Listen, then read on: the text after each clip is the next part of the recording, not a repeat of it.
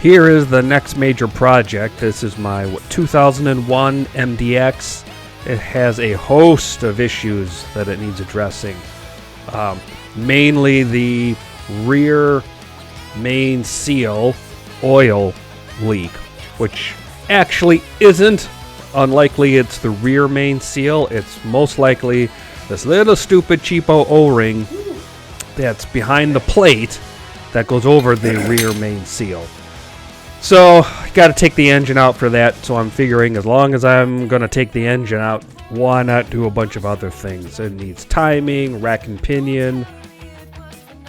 When I was doing research, I found very few videos of Gen 1 MDX or TLs. A lot of Gen 2 and newer transmission removals, engine removals, all sorts of things, but I did not find very many videos for the older Gen 1. So my intent with this is really to document as much as I can, so all the other folks with the Gen 1 have something else to look at and review if they want to tackle the same thing. These are fantastic vehicles, and I want to keep mine on the road as long as I can. I hope this helps you in some form or fashion.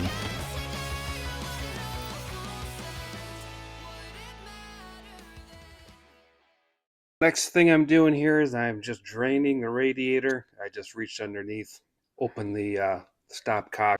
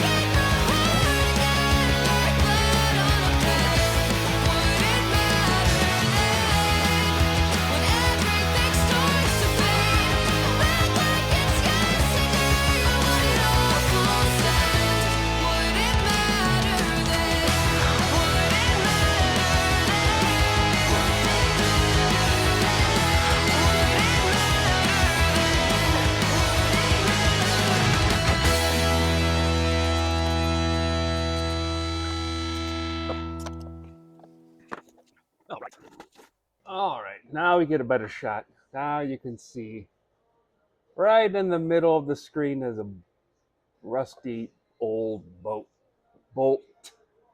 There you go.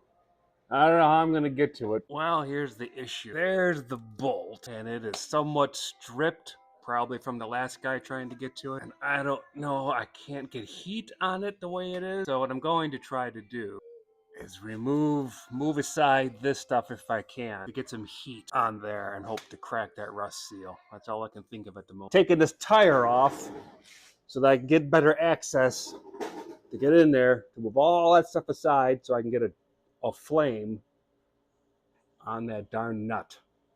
All right, I was able to do it. Now with the tire off, I've already cracked it, but that's the bolt I'm taking off.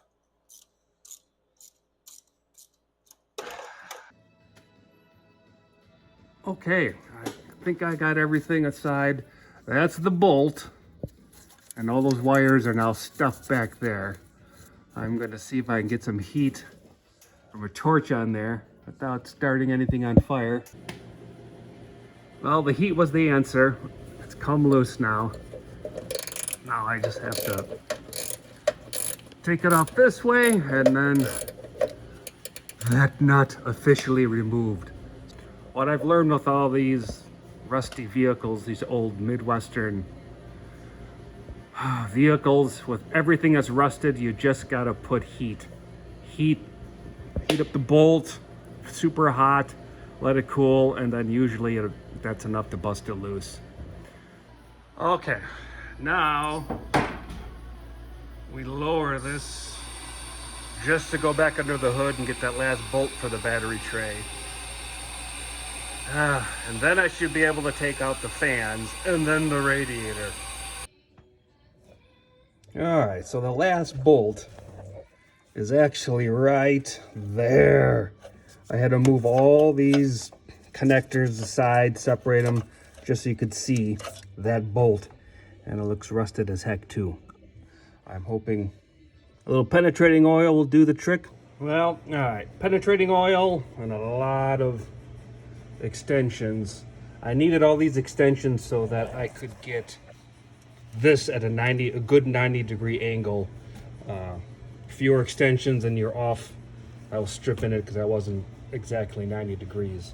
So it's coming out. The battery tray should be out. But wait, there's more. This little bracket is screwed to this, and underneath these wires there's more holders underneath.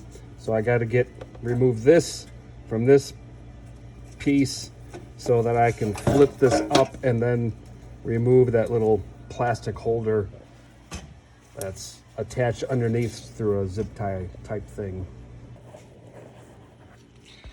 So there's the underneath, the little giblet thing here that you have to separate.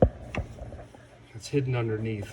Well, so this metal bracket here was screwed on with this screw, and for the life of me I could not just remove this from this, so I took off the whole bracket. Okay, so got it out. So this is the normal orientation for it's sitting in the vehicle. So you got a bolt there, underneath there, on the back side there, and then that one right there. And this is the correct orientation of that bracket. Oi, it's out. I have since removed the two fans. This is a quick pro tip for the radiator fan removal, since I did not capture this on video. Please note that the driver's side radiator fan, there are just studs at the bottom. So once you take the bolts off at the top and you disconnect the wires, you can remove it, or at least dislodge it from the radiator. And the radiator fan on the right, the passenger side, there are bolts in there, and you don't have to take the bolts all the way off. You just need to loosen them, as you can see on the image there. Once you loosen them, that fan also should be able to be pulled straight up and out. And the radiator. So, just so you know, to remove the fans, you got to remove that darn battery tray, and then you can shimmy the driver's side fan this way, back, and then out, and then shimmy this fan over, back, and up and out. Then I had to disconnect the ATF lines down below that were attached to the radiator, and there is that basically ATF line that runs from one side of the radiator to the other.